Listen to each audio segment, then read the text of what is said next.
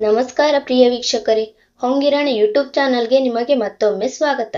ನೀವು ನಿಮ್ಮ ಅಮೂಲ್ಯ ಸಮಯವನ್ನು ಕೊಟ್ಟು ನಮ್ಮ ವಿಡಿಯೋವನ್ನು ವೀಕ್ಷಿಸುತ್ತಿರುವುದಕ್ಕೆ ಹಾಗೂ ನಮ್ಮ ಚಾನೆಲ್ ಅನ್ನು ಸಬ್ಸ್ಕ್ರೈಬ್ ಮಾಡಿರುವುದಕ್ಕೆ ಧನ್ಯವಾದಗಳು.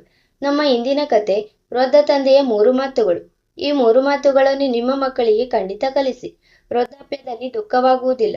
ಜೈ ಶ್ರೀಕೃಷ್ಣ. ಮಿತ್ರರೇ, ಇಂದಿನ ಈ ವಿಡಿಯೋದಲ್ಲಿ ನೀವು ಕೇಳಲಿರುವ ಕಥೆಯು ಬಹಳ ಜ್ಞಾನವರ್ಧಕವಾಗಿದೆ. ಈ ಕಥೆಯು ನಿಮ್ಮ ಜೀವನದಲ್ಲಿ ಒಂದು ದೊಡ್ಡ ಪಾಠವನ್ನು ಕಲಿಸಿಕೊಡುತ್ತದೆ.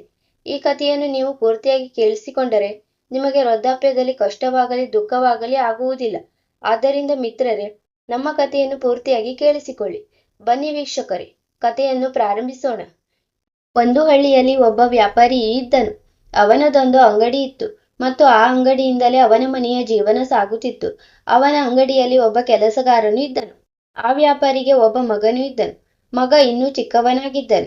ಆ ವ್ಯಾಪಾರಿಯ ಪತ್ನಿ ಈ ಲೋಕವನ್ನು ಬಿಟ್ಟು ಹೋಗಿದ್ದರು. ವ್ಯಾಪಾರಿ ಮತ್ತು ಅವನ ಮಗ ಮಾತ್ರ ಇದ್ದರು. ಒಂದು ಬಾರಿ ಆ ವ್ಯಾಪಾರಿಯ ಮಗನಿಗೆ ಅಚಾನಕ್ಕಾಗಿ ಯಾವುದೋ ಕಾರಣದಿಂದ ಏಟು ಬಿದ್ದು ರಕ್ತ ಬರಲಾರಂಭಿಸಿತು. ಮಗು ಅಳುತ್ತಾ ತನ್ನ ತಂದೆಯ ಹತ್ತಿರ ಬಂದಿತು. ಆ ಏಟು ಅಷ್ಟೇನು ದೊಡ್ಡದಾಗಿರಲಿಲ್ಲ, ಆದರೆ ರಕ್ತ ಬರುತ್ತಿತ್ತು. ಮಗನಿಗೆ ರಕ್ತ ಬರುತ್ತಿರುವುದನ್ನು ಕಂಡು ವ್ಯಾಪಾರಿ ಗಾಬರಿಯಾಗಿ ಅಂಗಡಿಯನ್ನು ಕೆಲಸಗಾರನಿಗೆ ಬಿಟ್ಟು ಮಗನನ್ನು ಎತ್ತಿಕೊಂಡು ಓಡುತ್ತಾ ಡಾಕ್ಟರ್ ಹತ್ತಿರ ತಲುಪಿದನು. ಗಾಬರಿಯಿಂದ ಅವನು ಡಾಕ್ಟರ್ ಹತ್ತಿರ, ನೋಡಿ ಡಾಕ್ಟರ್ ಸರ್, ನನ್ನ ಮಗನಿಗೆ ಹೀಗಾಗಿದೆ ಎಂದು ಹೇಳಿದನು. ಡಾಕ್ಟರ್ ಮಗನನ್ನು ಪರೀಕ್ಷಿಸಿ, ನೀವು ಗಾಬರಿಯಾಗಬೇಡಿ, ನಿಮ್ಮ ಮಗನಿಗೆ ಅತಿಯಾದ ಏಟು ಬಿದ್ದಿಲ್ಲ, ಸಣ್ಣ ಗಾಯವಾಗಿದೆ ಅಷ್ಟೇ. ನಾನು ಗಾಯವನ್ನು ಸ್ವಚ್ಛಗೊಳಿಸಿ ಔಷಧಿ ಹಚ್ಚುತ್ತೇನೆ. 1-2 ದಿನಗಳಲ್ಲಿ ನಿಮ್ಮ ಮಗು ಗುಣವಾಗುತ್ತದೆ ಎಂದು ತಿಳಿ ಹೇಳಿದರು. ಆಗ ತಂದೆ ಮತ್ತೆ, ಡಾಕ್ಟರ್ ಸರ್, ನಮ್ಮ ಮಗನಿಗಾಗಿ ಅತಿ ಉತ್ತಮವಾದ ಔಷಧಿ ಬರೆಯಿರಿ, ಮಗು ಬೇಗನೆ ಗುಣವಾಗುವಂಥದ್ದು ಎಂದು ಹೇಳಿದರು. ಡಾಕ್ಟರ್ ಔಷಧಿ ಬರೆದು ಗಾಯವನ್ನು ಸ್ವಚ್ಛಗೊಳಿಸಿ ಪಟ್ಟಿ ಹಾಕಿದರು. ನಂತರ ವ್ಯಾಪಾರಿ ತನ್ನ ಮಗನನ್ನು ಕರೆದುಕೊಂಡು ಅಂಗಡಿಗೆ ಬಂದರು ಮತ್ತು ಕೆಲಸಗಾರನ ಹತ್ತಿರ, ನೋಡು, ನಮ್ಮ ಮಗನಿಗೆ ಅತಿಯಾದ ರಕ್ತಸ್ರಾವವಾಗಿದೆ ಎಂದು ಹೇಳಿದರು. ಕೆಲಸಗಾರನು ವ್ಯಾಪಾರಿಯ ಶರ್ಟ್ ಮೇಲೆ ರಕ್ತದ ಕಲೆಗಳಿರುವುದನ್ನು ನೋಡಿ, ಸರ್, ನಿಮ್ಮ ಶರ್ಟ್ ಬಹಳ ಬೆಲೆ ಬಾಳುವಂಥದ್ದು, ಇದರ ಮೇಲೆ ರಕ್ತದ ಕಲೆಗಳಾಗಿವೆ. ನೀವು ಈ ಶರ್ಟ್ ಬಿಚ್ಚಿಕೊಡಿ, ನಾನು ಇದನ್ನು ಸ್ವಚ್ಛಗೊಳಿಸುತ್ತೇನೆ. ತಡವಾದರೆ ಈ ಕಲೆಗಳು ಹೋಗುವುದಿಲ್ಲ ಎಂದು ಹೇಳಿದನು. ಕೆಲಸಗಾರನ ಮಾತನ್ನು ಕೇಳಿ ವ್ಯಾಪಾರಿ, ನನ್ನ ಮಗನಿಗಿಂತಲೂ ಬೆಲೆ ಬಾಳುವಂಥದ್ದು ಈ ಶರ್ಟ್ ಅಲ್ಲ. ಶರ್ಟ್ ಮತ್ತೆ ತರಬಹುದು, ಆದರೆ ನಮ್ಮ ಮಗನ ಅದೆಷ್ಟು ರಕ್ತ ಹರಿದಿದೆ ಎಂಬುದು ನಿನಗೆ ಕಾಣಿಸುತ್ತಿಲ್ಲವೇ? ಒಂದು ಕೆಲಸ ಮಾಡು, ಮಾರ್ಕೆಟ್ಗೆ ಹೋಗಿ ಕೆಲವು ಒಣಹಣ್ಣುಗಳನ್ನು ತೆಗೆದುಕೊಂಡು ಬಾ. ನಾನು ಅದನ್ನು ಪುಡಿ ಮಾಡಿ ಹಾಲಿನಲ್ಲಿ ಬೆರೆಸಿ ಮಗನಿಗೆ ಕುಡಿಸುತ್ತೇನೆ. ಇದರಿಂದ ಹರಿದು ಹೋದ ರಕ್ತ ಬೇಗನೆ ಭರ್ತಿಯಾಗುತ್ತದೆ ಎಂದು ಹೇಳಿದನು. ಕೆಲಸಗಾರನು ವ್ಯಾಪಾರಿಯ ಮಗನ ಮೇಲಿರುವ ಪ್ರೀತಿಯನ್ನು ಕಂಡು ಧನ್ಯನಾದನು. ಕೆಲಸಗಾರನು ಒಣಹಣ್ಣುಗಳನ್ನು ತಂದುಕೊಟ್ಟನು. ತಂದೆ ಆ ಹಣ್ಣುಗಳನ್ನು ಪುಡಿ ಮಾಡಿ ಹಾಲಿನಲ್ಲಿ ಬೆರೆಸಿ ಮಗನಿಗೆ ಕುಡಿಸಿದನು ಹಾಗೂ ಔಷಧಿಗಳನ್ನು ನೀಡಿದನು. ಮಗು 2-3 ದಿನಗಳಲ್ಲಿ ಗುಣವಾಯಿತು. ಮಗು ಗುಣವಾದ ಮೇಲೆ ವ್ಯಾಪಾರಿಗೆ ನೆಮ್ಮದಿ ಅನಿಸಿತು. ಸಮಯ ಕಳೆಯುತ್ತಾ ಹೋಯಿತು. ಮಗು ಈಗ ಯುವಕನಾದನು.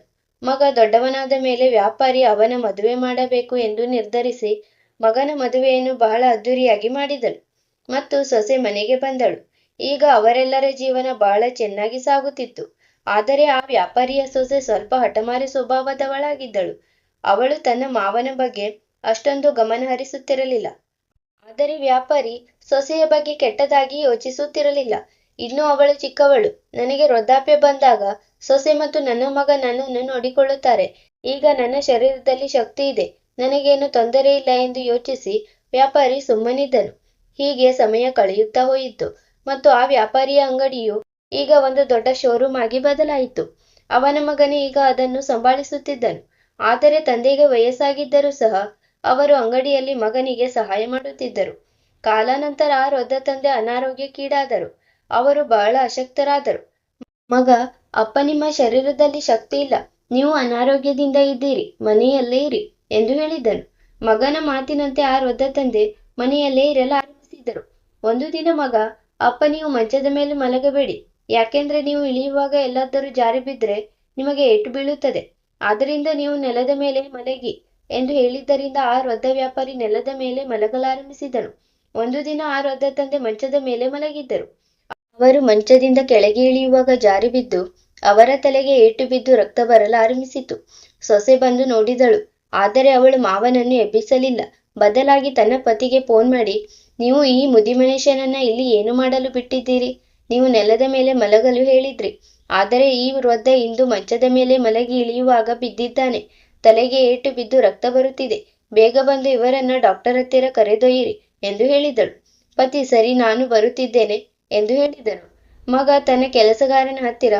ಆ ಕೆಲಸಗಾರನು ಈಗ ವೃದ್ಧನಾಗಿದ್ದನು. ಅವನನ್ನ ಕಾಕ ಎಂದು ಕರೆಯುತ್ತಿದ್ದನು. ಕಾಕ, ನೀವು ಬೇಗ ಹೋಗಿ ನಮ್ಮ ಅಪ್ಪನವರನ್ನು ಆಸ್ಪತ್ರೆಗೆ ಕರೆದುಕೊಂಡು ಬನ್ನಿ, ನಾನು ಹಾಸ್ಪಿಟಲ್ ತಲುಪಿರುತ್ತೇನೆ ಎಂದು ಹೇಳಿದ್ದರಿಂದ ವೃದ್ಧ ಕೆಲಸಗಾರ ಮನೆಗೆ ಬಂದನು. ಅಲ್ಲಿ ಸೊಸೆ ಮಾವನನ್ನು ಎಬ್ಬಿಸದೆ ಹಾಗೆಯೇ ನಿಂತಿದ್ದಳು. ಕೆಲಸಗಾರ ಬಂದ ತಕ್ಷಣ ಸೊಸೆ, ಕಾಕ ಇವರನ್ನು ಬೇಗ ಕರೆದುಕೊಂಡು ಹೋಗಿ, ಅತಿಯಾದ ರಕ್ತ ಹರಿಯುತ್ತಿದೆ ಎಂದು ಹೇಳಿದಳು. ಕೆಲಸಗಾರನಿಗೂ ವಯಸ್ಸಾಗಿತ್ತು. ಅವನಲ್ಲೂ ಶಕ್ತಿ ಇರಲಿಲ್ಲ. ಆದರೂ ಅವನು ತನ್ನ ಮಾಲೀಕನನ್ನು ಎತ್ತಿಕೊಂಡನು. ಅವರು ಬಿದ್ದಲ್ಲಿ ಕಾರ್ಪೆಟ್ ಪೂರ್ತಿ ರಕ್ತಮಯವಾಗಿತ್ತು. ಇದನ್ನು ನೋಡಿದ ಸೊಸೆ, ಇವರನ್ನು ಬೇಗ ಸರಿಸಿ, ಕಾರ್ಪೆಟ್ ಅನ್ನು ಕೂಡ ಹಾಳು ಮಾಡಿದ್ದಾರೆ ಎಂದು ಹೇಳಿದಳು. ವೃದ್ಧ ಕೆಲಸಗಾರ ತನ್ನ ಮಾಲೀಕನನ್ನು ಕರೆದುಕೊಂಡು ಹಾಸ್ಪಿಟಲ್ ತಲುಪಿದನು. ಆದರೆ ಮಗ ಇನ್ನೂ ಬಂದಿರಲಿಲ್ಲ. ಕೆಲಸಗಾರ ಕಾಲ್ ಮಾಡಿದಾಗ ಮಗ, ಬರುತ್ತಿದ್ದೇನೆ, ಗಾಡಿಯ ಕೀಲಿ ಸಿಕ್ಕಿರಲಿಲ್ಲ, ಈಗ ಸಿಕ್ಕಿದೆ, ಬರುತ್ತೇನೆ ಎಂದು ನೆಪ ಹೇಳುತ್ತಾ 1 ಗಂಟೆಯ ನಂತರ ಹಾಸ್ಪಿಟಲ್ ತಲುಪಿದನು. ಕೆಲಸಗಾರ, ಇದೇ ಮಗ ಚಿಕ್ಕವನಿದ್ದಾಗ ಇವನಿಗೆ ಸ್ವಲ್ಪ ರಕ್ತ ಹರಿದಾಗ ನಮ್ಮ ಮಾಲೀಕರು 10 ನಿಮಿಷದಲ್ಲಿ ಹಾಸ್ಪಿಟಲ್ ತಲುಪಿದ್ದರು. ಆದರೆ ಈ ಮಗನಿಗೆ ಬರಲು 1 ಗಂಟೆ ಬೇಕಾಯಿತಲ್ಲ ಎಂದು ಯೋಚಿಸಲಾರಂಭಿಸಿದನು. ಮಗ ಡಾಕ್ಟರ್ ಹತ್ತಿರ ಬಂದನು. ಕಾಕತಾಳೀಯವಾಗಿ ಇವರು ಮಗ ಚಿಕ್ಕವನಿದ್ದಾಗ ಚಿಕಿತ್ಸೆ ನೀಡಿದ ಅದೇ ಡಾಕ್ಟರ್ ಆಗಿದ್ದರು. ಮಗ ಬಂದು, ಡಾಕ್ಟರ್, ಅಪ್ಪನಿಗೆ ಏನಾಗಿದೆ ಎಂದು ಕೇಳಿದಾಗ, ಡಾಕ್ಟರ್, ನಿಮ್ಮ ತಂದೆಗೆ ಅತಿಯಾದ ಏಟು ಬಿದ್ದಿದೆ, ಇವರನ್ನ ಅಡ್ಮಿಟ್ ಮಾಡಬೇಕಾಗುತ್ತದೆ ಎಂದು ಹೇಳಿದರು. ಅಡ್ಮಿಟ್ ಮಾಡುವುದರಿಂದ ಏನು ಪ್ರಯೋಜನ? ಯಾವುದಾದರೂ ಔಷಧಿ ನೀಡಿ ಗಾಯ ಸ್ವಚ್ಛಗೊಳಿಸಿ, ಅವರು ಬೇಗ ಗುಣವಾಗುತ್ತಾರೆ. ಸರಿ, ನಾನು ಅತಿ ಉತ್ತಮವಾದ ಔಷಧಿ ಬರೆಯುತ್ತೇನೆ, ಆದರೆ ಅವು ಸ್ವಲ್ಪ ದುಬಾರಿಯಾಗಿವೆ. ಇಷ್ಟೊಂದು ದುಬಾರಿ ಔಷಧಿ ಬರೆಯುವ ಅಗತ್ಯವೇನಿದೆ? 2 ದಿನದಲ್ಲಿ ಗುಣವಾಗುವವರು 10 ದಿನದಲ್ಲಿ ಗುಣವಾಗುತ್ತಾರೆ, ಅಷ್ಟೇ ತಾನೇ? ನೀವು ಅಷ್ಟೊಂದು ದುಬಾರಿ ಔಷಧಿ ಬರೆಯಬೇಡಿ. ಮಗನ ಮಾತು ಕೇಳಿ ಡಾಕ್ಟರ್ ಮತ್ತು ಆ ಕೆಲಸಗಾರನ ಕಣ್ಣಿನಲ್ಲಿ ನೀರು ಬಂತು. ಡಾಕ್ಟರ್ ಮಗನನ್ನು ಪಕ್ಕಕ್ಕೆ ಕರೆದು ಕೆಲಸಗಾರನ ಜೊತೆಗೂಡಿ ಎಲ್ಲವನ್ನೂ ವಿವರಿಸಿದರು. ನೀನು ಎಂತಹ ಮಗ? ನೀನು ಚಿಕ್ಕವನಿದ್ದಾಗ ನಿನಗೆ ಸಣ್ಣ ಏಟು ಬಿದ್ದಾಗ ನಿನ್ನ ತಂದೆ ಗಾಬರಿಯಿಂದ ಓಡುತ್ತಾ ನನ್ನ ಹತ್ತಿರ ಬಂದು, ಅದೆಷ್ಟೇ ದುಬಾರಿಯಾದರೂ ಸರಿ, ಅತಿ ಉತ್ತಮವಾದ ಚಿಕಿತ್ಸೆ ನೀಡಿ ನನ್ನ ಮಗ ಬೇಗ ಗುಣವಾಗಬೇಕು ಎಂದು ಹೇಳಿ ರಕ್ತ ಹರಿಯುತ್ತಿದೆ ಎಂದು ಅವರು ಅಳುತ್ತಿದ್ದರು. ಆದರೆ ನೀನು ಒಬ್ಬ ಮಗನಾಗಿ ನಿನ್ನ ತಂದೆಯ ವಿಷಯದಲ್ಲಿ ಅದೆಷ್ಟು ನಿರ್ದಯಿಯಾಗಿದ್ದೀಯಾ ಅಂದರೆ 2 ದಿನದ ಬದಲು 10 ದಿನವಾಗಲಿ, ಆದರೆ ದುಬಾರಿ ಔಷಧಿ ಬೇಡ ಎನ್ನುತ್ತಿದ್ದೀಯಾ. ಡಾಕ್ಟರ್ ಮತ್ತು ಕೆಲಸಗಾರ ಅಂದು ನಡೆದ ಎಲ್ಲಾ ವಿಷಯಗಳನ್ನು ಮಗನಿಗೆ ವಿವರಿಸಿದರು. ಇದೆಲ್ಲವನ್ನು ಕೇಳಿದ ಮೇಲೆ ಮಗನಿಗೆ ಪಶ್ಚಾತ್ತಾಪವಾಯಿತು. ಅವನ ಕಣ್ಣಿನಲ್ಲಿ ನೀರು ಬಂದವು ಮತ್ತು ಅವನು ಡಾಕ್ಟರ್ ಪಾದಕ್ಕೆ ಬಿದ್ದು ಅಳುತ್ತಾ, ಡಾಕ್ಟರ್ ಸರ್, ನನ್ನನ್ನು ಕ್ಷಮಿಸಿಬಿಡಿ.